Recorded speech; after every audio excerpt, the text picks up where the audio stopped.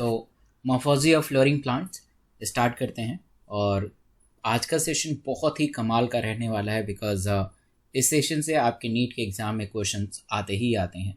और बिल्कुल फोकस होकर देखिएगा, पूरे एंड तक रहिएगा ताकि आपको समझ आए कि मॉर्फोलॉजी क्या होता है, कैसे काम करता है, इसके क्या क्या पहलू हैं, कौन कौन से एग्जाम्पल नीट के व्यू से इम्पॉर्टेंट है।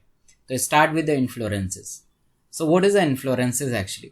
अगर फ्लावर का अरेंजमेंट फ्लोरल एक्सिस पे कैसा है, मान लीजिए this is a floral axis, तो फ्लावर कैसे कैसे अरेंज हैं, तो the arrangement of flower on the floral axis is called inflorescences. तो फ्लावर एक्सिस को क्या बोलते हैं? तो flower axis is called pedicel and the stalk of flower is known as pedicels and flower without pedicel is called sessile। तो ये कुछ छोटे छोटे टर्म्स हैं जो आपको जानना चाहिए।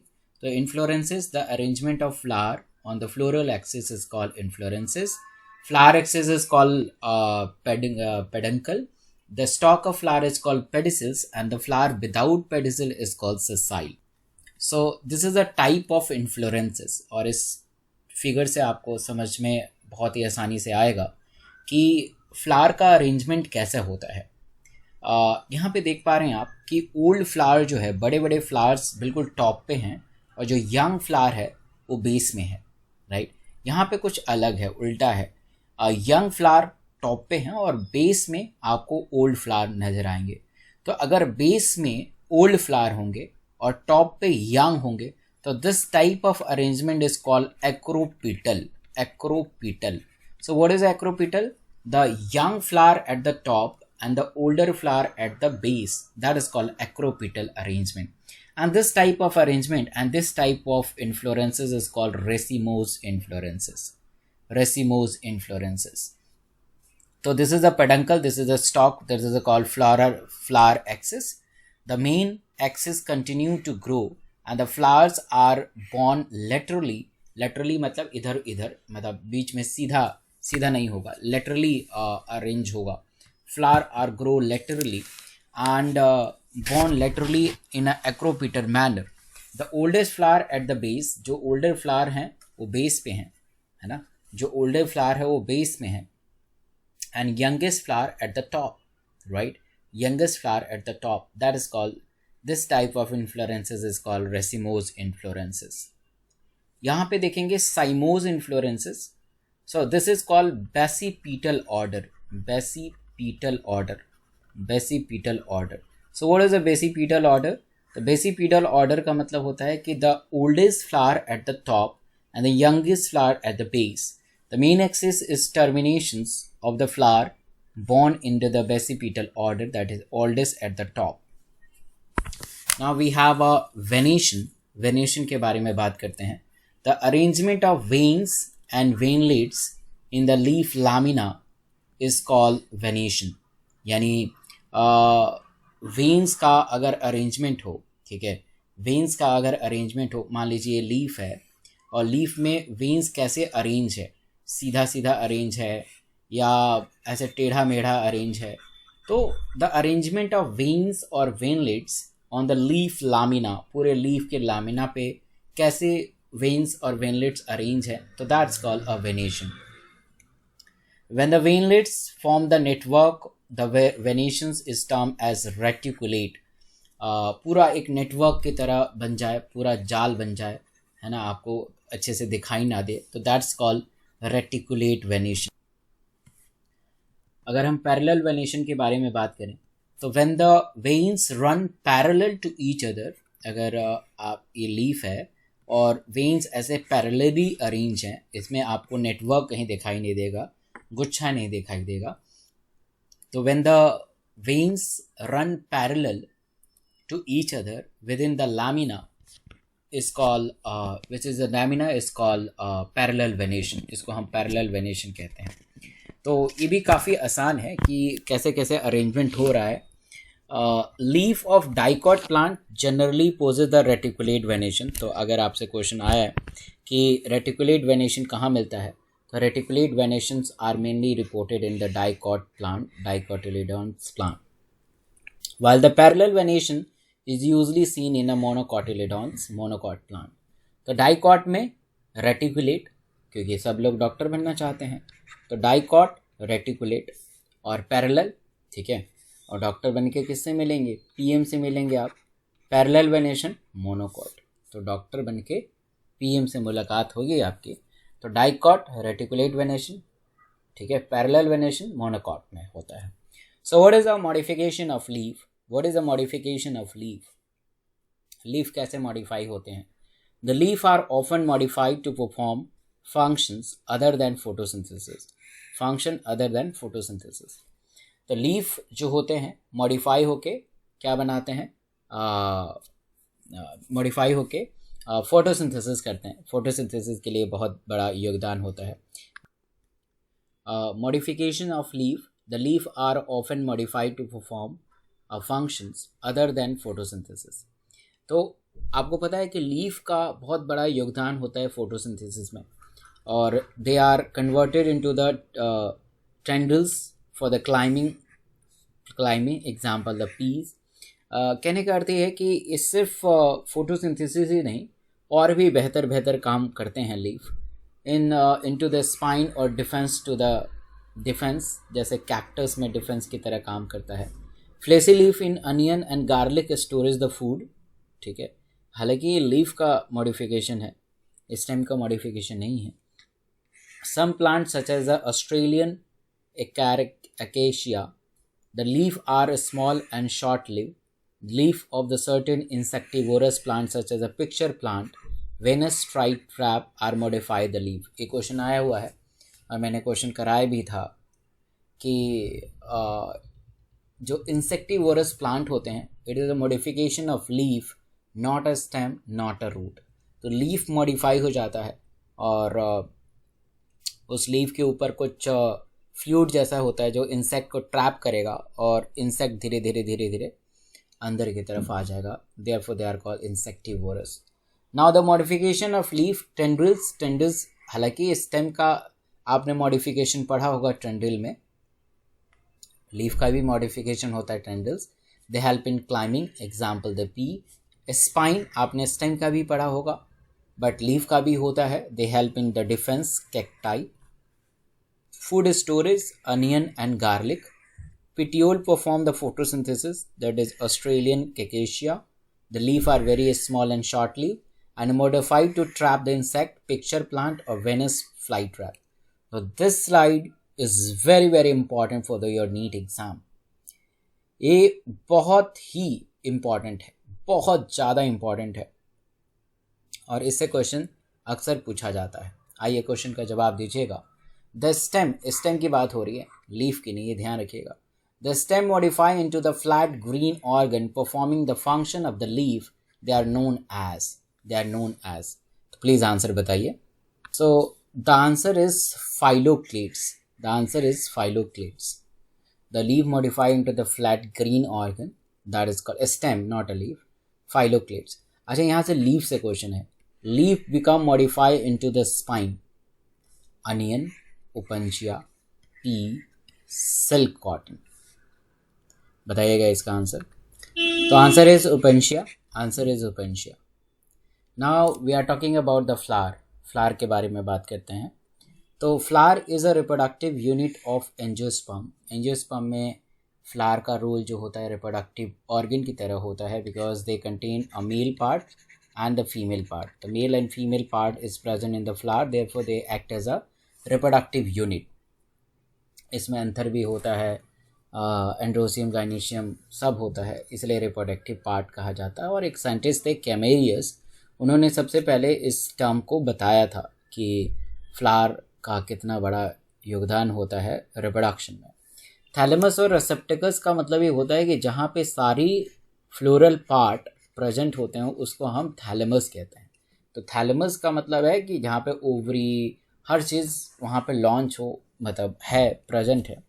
The typical flower has a flower different kind of walls arrange successively on the Solan end of the stock और पेडिसिल इज कॉल्ड थैलेमस और receptacles, right?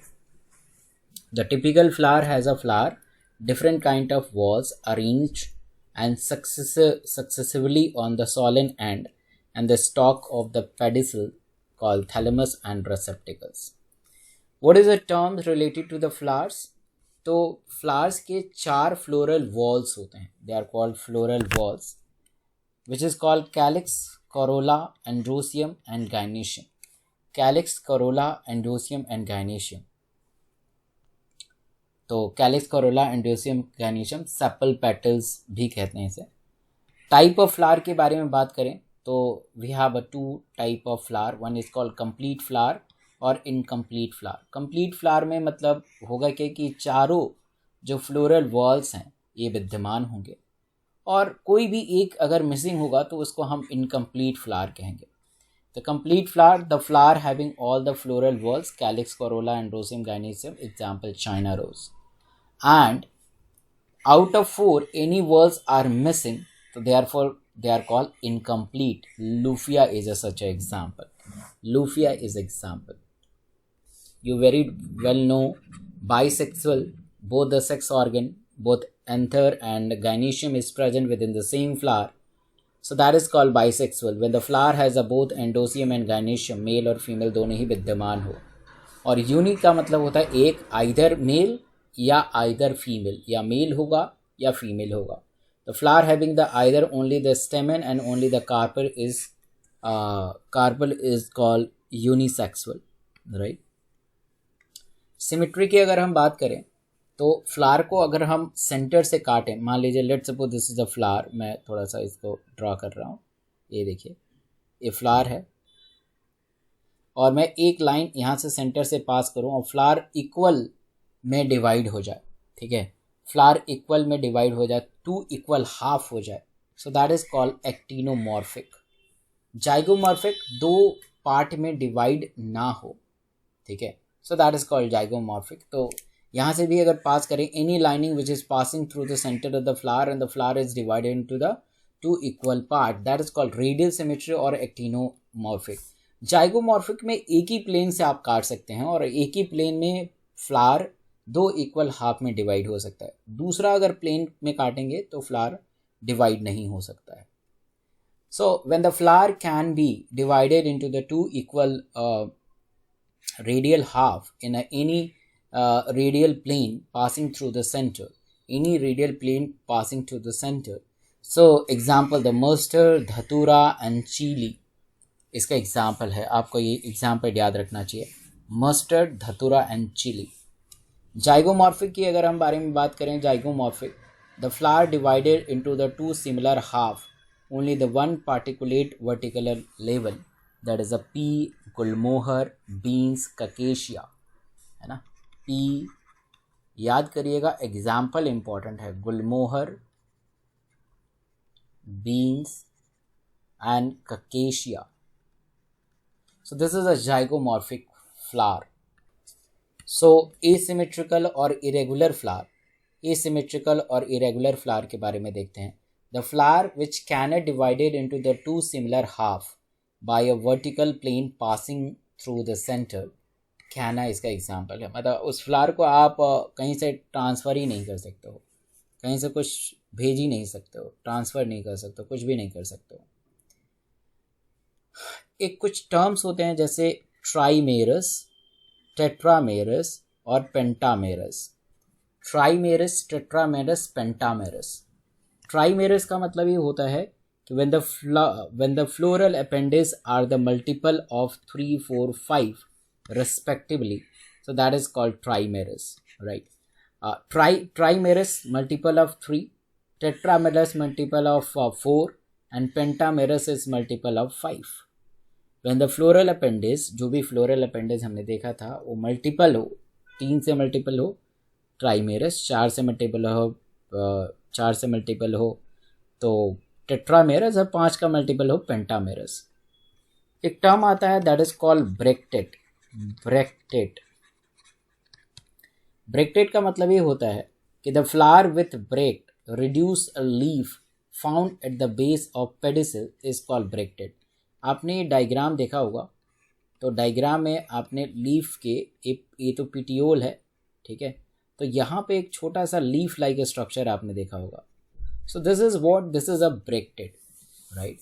और किसी किसी में नहीं भी हो सकता है, ऐसा ज़रूरी नहीं कि हर लीफ के अंदर ये होगा ही होगा, है ना, हर लीफ के अंदर होगा। तो जिसके अंदर नहीं होगा that is called E ब्रेक्टेड।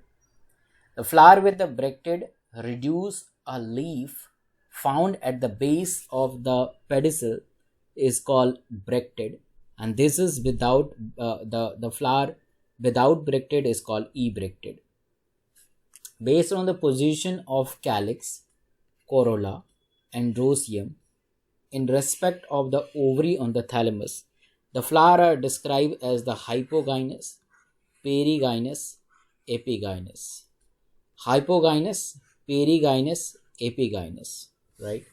So based on the position of calyx, corolla, and rosium gynoecium in respect of the ovary on the thalamus, the flower is described as the hypogynous, perigynous, epigynous. Hypogynous, perigynous, epigynous. अब आइए इसको समझते हैं, बहुत ही important है और इसको आपको जानना चाहिए। हाइपोगाइनस का मतलब क्या होता है? When the gynoecium occupy the highest position. आप देख रहे हैं ये जो मैं मार्क कर रहा हूँ, this is called gynoecium. Gynoecium सबसे ऊपर है, ठीक है, ये गाइनीशियम सबसे ऊपर है, while the other part situated below. देख रहे हैं थैलेमस से ये मान लीजिए एंथर है तो यहाँ से निकल के ऊपर जा रहा है, ठीक है, यहाँ से निकल के सेपल्स पेटल्स अरेंज हो रहे हैं, मतलब गाइनीशियम सबसे ऊपर और वहीं से नीचे से सारे फ्लोरल पार्ट्स बाहर जा रहे हैं, मतलब निकल रहे हैं, फ्लोरल पार्ट्स निकल रहे हैं, ठीक है, फ्लोरल पार्ट्स निकल रहे हैं। So that is called hypogynous. The gynoecium occupy the highest position while the other part is situated below. This type of arrangement is called hypogynous. तो this type of arrangement is called hypogynous, right. तो इसको भी आपको ध्यान में रखना चाहिए। Periphery पे, तो if the gynoecium is situated at the center and other parts of the flower are located at the rim of the thalamus, इस सेंटर में देखिए gynoecium लोकेटेड है और सारे के सारे जो है इस रिम ऑफ द थैलेमस से अराइज हो रहे हैं, जैसे एंथर, सेपल्स, पेटल्स, है ना, यहाँ पे भी सेम ही है, रिम से अराइज हो रहे हैं और gynoecium सेंटर में है। Epigynous, the margin of the thalamus grow upward enclosing the ovary completely and getting fuse in with. देख रहे हैं ओवरी अंदर आ गया, यहाँ पे पूरा मार्जिन जाके फ्यूज हो गया, so this is called epigynous. अब जो हाइपोगाइनस है इसमें ovary in such flower is said to be superior. Why it is called superior? Because it is present on the top, तो ovary is called superior. Example mustard, China rose, brinjal. Mustard, China rose, brinjal, ठीक है, mustard, China rose, brinjal. Perigynous में ovary आपको half superior half inferior नजर आएगी। The most of the same level of perigynous and the ovary is half superior half inferior. Plum, rose, peach, ठीक है, plum, rose, pitch. और यहाँ पे epigynous में अगर आप देखेंगे तो the other parts of the flower arising above the ovary and the ovary is said to be inferior, guava and cucumber। मतलब कुछ भी हो ना हो एग्जाम्पल याद होना चाहिए। अगर आपको एग्जाम्पल याद है तो आप मॉर्फोलॉजी के किंग हैं। इसमें कोई टर्म से क्वेश्चन आज तक बहुत ही कम बार आया है, टर्म से क्वेश्चन बहुत ही कम बार पूछा गया है। Maximum the majority of questions are from the directly example. ऐसे ही आपसे एग्जाम्पल पूछा जाएगा कि what is example of hypogynous? Yes, the mustard, China rose, brinjal. What is example of perigynous? Plum, rose and peach. And what is example of epigynous? That is guava and cucumber. और मैंने Q भी लगाया है तो ये question आया भी हुआ है, right. So this is very very important. मैं आपको क्वेश्चन भी दिखाता हूँ इसके बाद। तो पार्ट्स ऑफ फ्लावर के अगर हम बारे में बात करें, पार्ट्स ऑफ फ्लावर कौन कौन से पार्ट्स होते हैं फ्लावर के, तो each flower is normally has 4 floral walls, जैसे कि आप सब जानते ही हैं 4 फ्लोरल वॉल्स होते हैं, जिसमें अगर हम बात करें कि कैलिक्स, कोरोला, एंड्रोसियम, गाइनीशियम आता है। कैलिक्स, कोरोला, एंड्रोसियम और गाइनीशियम आता है, right. Calyx, corolla, androecium, gynoecium आता है। तो कैलिक्स के बारे में देखते हैं। Calyx is a outermost wall, calyx सबसे बाहर वाला वॉल रहता है of the flower, and the member are called sepal, यानी कैलिक्स को ही हम सेपल कहते हैं। ये दूसरा नाम होता है, जैसे मिंटू और चिंटू एक ही हैं, व्यक्ति हैं, ऐसे ही कैलिक्स और सेपल एक ही हैं। कैलिक्स और सेपल एक ही हैं, कैलिक्स और सेपल एक ही हैं, right. The calyx and sepals are similar word. Generally the sepals are green leaf like and protect the flower in a bud stage. आपको पता है कि फ्लावर पहले बर्ड स्टेज में होता है, तो ये ग्रीन से कवर होता है, तो ये कवरिंग जो है कैलिक्स करता है, और मतलब इसे सेपल बोलते हैं। कैलिक्स में भी gamosepalous, the sepals and united, sepal आपस में फ्यूज होंगे। पॉलीपेटलस, सेपल्स फ्री रहेंगे। तो एक छोटा सा टर्म है। कोरोला, कोरोला कलरफुल होता है, they are called petals. Colourful brightly colour होता है, और कलर के बेसिस पे बहुत सारे इंसेक्ट इसको अट्रैक्ट करेंगे, बहुत सारे इंसेक्ट इसको अट्रैक्ट करने की कोशिश करते हैं। तो बहुत सारे इंसेक्ट इसको अट्रैक्ट करने की कोशिश करते हैं, तो पॉलिनेशन के लिए इसका बहुत बड़ा योगदान रहता है। पॉलिनेशन इससे होता है, राइट, पॉलिनेशन इससे होता है, तो they are important for the pollinations. The petal are usually brightly colored and they attract the insect for the pollination. Like calyx, corolla may be the free, that is called gamopetalous. इसको हम gamopetalous बोलते हैं, gamopetalous, जब वो आपस में free रहे तो। और poly का मतलब यूनाइटेड हो। एस्टिवेशन के बारे में बात करते हैं। The mode of arrangement of sepals, petals. अच्छा, ये वाला एक बार देख लीजिएगा, ये एनसीईआरटी से आप करेक्ट कर लीजिएगा, this terms and this terms, right. तो एक बार आप एनसीईआरटी से इसे देख के इसे करेक्ट कर लीजिएगा प्लीज़, तो इसे आप करेक्ट कर लीजिएगा।